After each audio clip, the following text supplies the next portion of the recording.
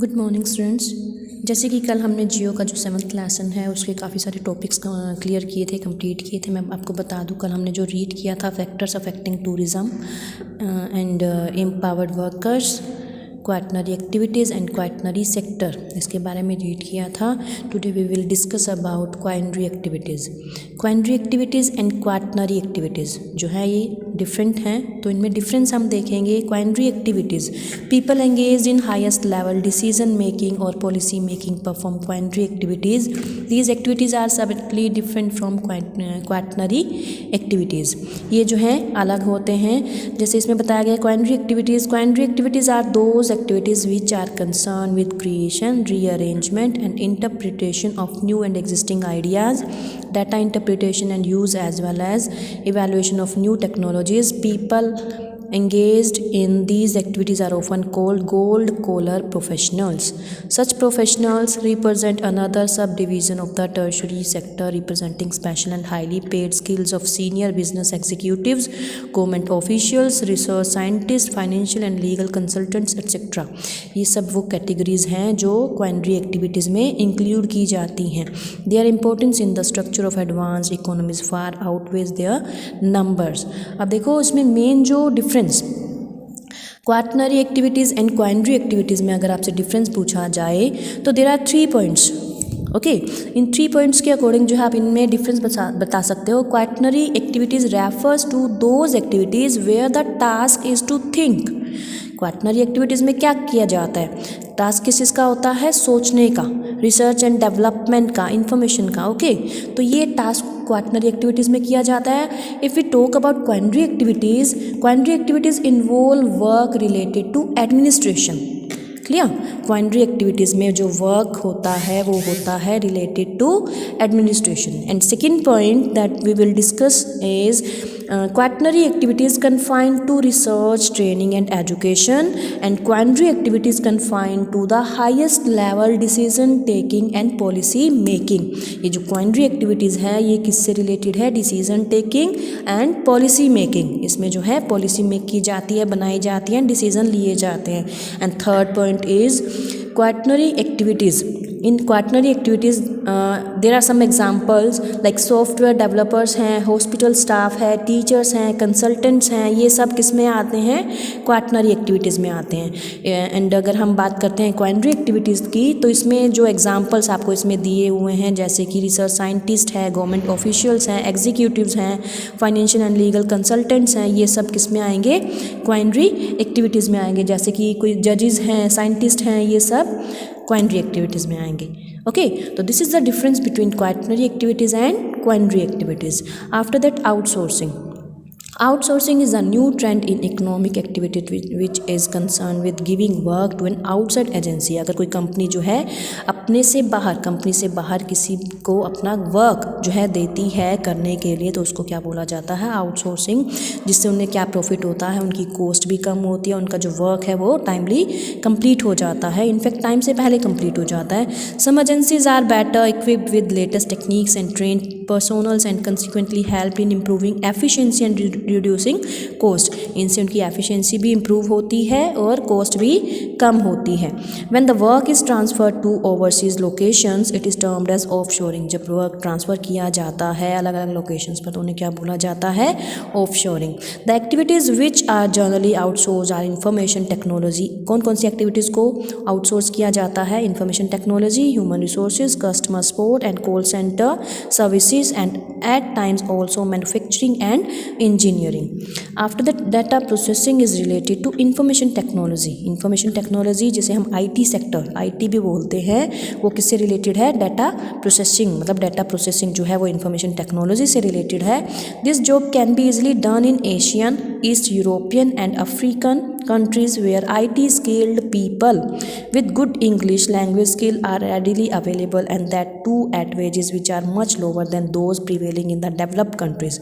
मतलब ये जो इंफॉर्मेशन टेक्नोलॉजी इसमें बताया गया कि ये ऐसी जॉब जो है कहाँ पर अच्छे से की जा सकती है एशियन, ईस्ट यूरोपियन या अफ्रीकन कंट्रीज़ में। क्यों? क्योंकि वहाँ पर के जो लोग हैं वो स्किल्ड भी हैं, उनमें स्किल्स भी हैं, और साथ में जो भी रिक्वायरमेंट्स चाहिए होती हैं, जैसे कि चाहे वो इंग्लिश लैंग्वेज की हो या जो भी कैपेबिलिटी की हो, तो वहाँ पर वो अच्छे से फुलफ़िल हो जाती है। It is on account of this factors that a company in Hyderabad और Manila does work on a project based on GIS techniques for a country like USA और जापान। मतलब ये जो प्रोजेक्ट हैदराबाद में कंपनी है वो USA के लिए वर्क कर रही है और जापान के लिए। Overhead cost are also much lower, making it profitable to get job work carried out overseas countries like India, China और बोत्सवाना इन अफ्रीका।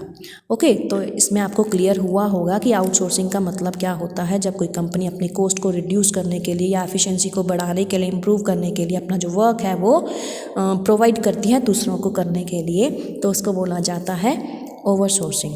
हमने अभी रीड किया क्वाइनरी एक्टिविटीज़ के बारे में, आउटसोर्सिंग के बारे में। उसके बाद हम नेक्स्ट टॉपिक रीड करेंगे।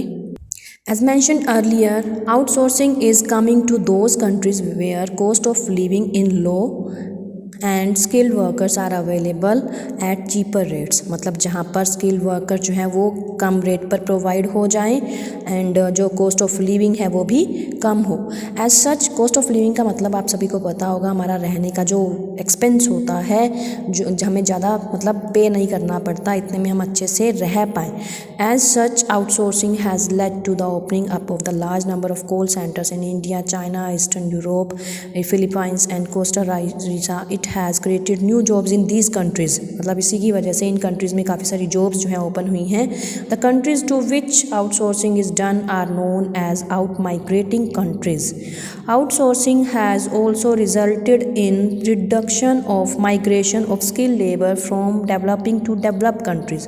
Outsourcing की वजह से जो skilled labor हैं वो माइग्रेट भी नहीं करना चाहते, क्योंकि अगर उन्हें अपने प्लेस पर ही वर्क मिल जाता है, जॉब मिल जाती है, तो वो क्यों किसी और प्लेस पर जाएंगे। There is great resistance from job seeking youths in the outsourcing countries because they are not finding proper jobs due to lack of opportunities created by outsourcing. Knowledge processing, outsourcing and home shoring are new trends in quaternary services. KPO stands for knowledge processing outsourcing, is different from business processing outsourcing BPO because it involves better skilled workers. इसमें क्या involve होते हैं? Better skilled workers. Examples of KPOs include research and development. KPOs में क्या include किया जाता है? Research and development activities, e learning, business research, intellectual property research, legal profession and the banking sector. Okay, after that medical services for overseas patients in India. Medical जो services हैं उनके बारे में बताया गया है। India is fast emerging as an important destination of medical tourism in world. The main advantage is that world class hospitals in metropolitan cities of India are providing world class medical facilities at considerably low cost. मतलब हमारे India में जो काफ़ी बड़े बड़े hospitals हैं वो सब जो हैं फैसिलिटीज़ दे रहे हैं low cost per. Treatment for various elements cost about 1/4 of the cost incurred in the western advance countries.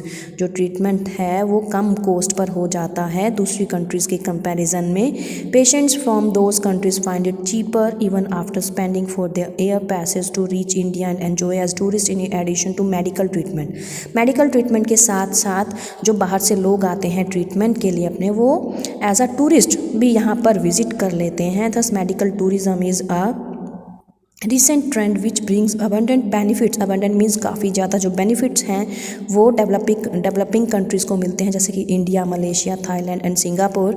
In addition to medical tourism there is a growing trend of outsourcing of medical test and data interpretation. Hospitals in India, Switzerland and Australia have been performing certain medical services ranging from reading radiology images to interpreting magnetic resonance images and ultrasound test. Outsourcing is very advantageous for patients if efforts are made to improve quality or to provide specialist care. मतलब इसमें जो है इस test के through, अब जैसे India में काफ़ी सारे ट्रीटमेंट वगैरह किए जाते हैं, जो बड़े बड़े शहरों में बड़े हॉस्पिटल्स होते हैं। अगर हम फ़ॉरेन की बात करें तो फ़ॉरेन में जो ट्रीटमेंट जितनी कॉस्ट पर होता है, हमारे इंडिया में अगर किसी हॉस्पिटल में अगर हम ट्रीटमेंट करवाते हैं तो उसका 1/4 मतलब हाफ या हाफ से भी कम जो है हमें पे करना पड़ता है। उसके बाद है economic activities and colour of the collar. जो इकोनॉमिक एक्टिविटीज़ हैं उसके हिसाब से जो है कलर डिसाइड कर दिया जाता है कॉलर का। लाइक यहाँ पर एक टेबल दी गई है, रेड, गोल्ड, वाइट, ब्लू।